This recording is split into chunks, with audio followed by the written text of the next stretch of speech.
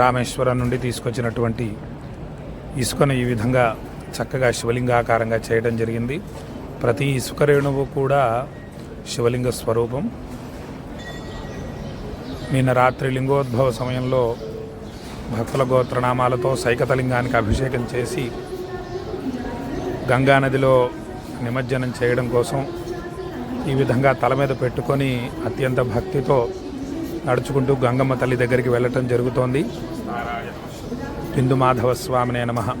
కాశీలో అంటే ప్రయాగలో గంగాజలం తీసుకొని కార్తీక మాసాలు పూజలు అయిన తర్వాత రామేశ్వరం వెళ్ళటం జరిగింది. రామేశ్వరంలో తల మీద గంగాజలాన్ని పెట్టుకొని రామనాథ స్వామికి ప్రదక్షిణ చేసి రామేశ్వర జ్యోతిర్లింగానికి భక్తుల గోత్రనామాలతో కాశీ గంగను అభిషేకం చేసి అక్కడ ఇసుకను తీసుకొని శివరాత్రికి వస్తూ కాశీకి తీసుకొని రావటం జరిగింది. నిన్న రాత్రి భక్తుల గోత్రనామాలతో కొన్ని కోట్ల శివలింగాలు, ప్రతి ఇసుక రేణువు ఒక శివలింగం కాబట్టి కొన్ని కోట్ల శివలింగాలకు అభిషేకం చేయడం జరిగింది లింగోద్భవ సమయంలో. భక్తులందరూ ధన్యులు.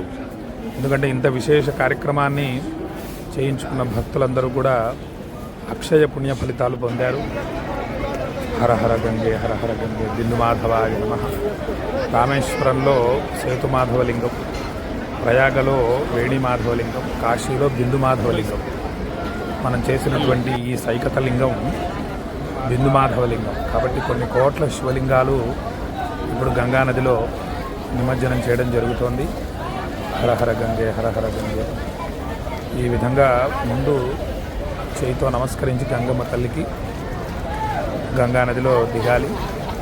హర హర మహాదేవ. ఆగోండి, కొన్ని కోట్ల శివలింగాలు గంగానదిలో కలపటం జరుగుతుంది. అందరూ నమస్కారం చేసుకోండి. హర హర నమ పార్వతీపతయే హర హర మహాదేవ. సైకతలింగం గంగానదిలో నిమజ్జనం చేయడం జరిగింది. కార్యక్రమాలన్నీ కూడా అద్భుతంగా పూర్తయ్యాయి. హర హర మహాదేవ మహాదేవ మహాదేవ. ఒక్క ఇసుక రేణువు కూడా ఆ ప్లేటుకు ఉండకుండా జాగ్రత్తగా గంగాజలంతో శుద్ధి చేసి ప్రతి ఇసుక రేణువు కూడా, ప్రతి శివలింగం కూడా గంగానదిలో కలిసే విధంగా చేయడం జరిగింది. హర హర మహాదేవ హర హర మహాదేవ. శంభో శంకర విశ్వనాథ విశ్వనాథ. హర హర గంగే హర హర గంగే. ఈ విధంగా గంగా స్నానం చేయాలి. తల మొత్తం కూడా గంగలో మునగాలి. అప్పుడే మనకు ఉండేటటువంటి సమస్త పాపరాశి భస్మం అవుతుంది. సూర్యుడికి అర్ఘ్యం వదలడం జరుగుతోంది. జై శ్రీరామ్.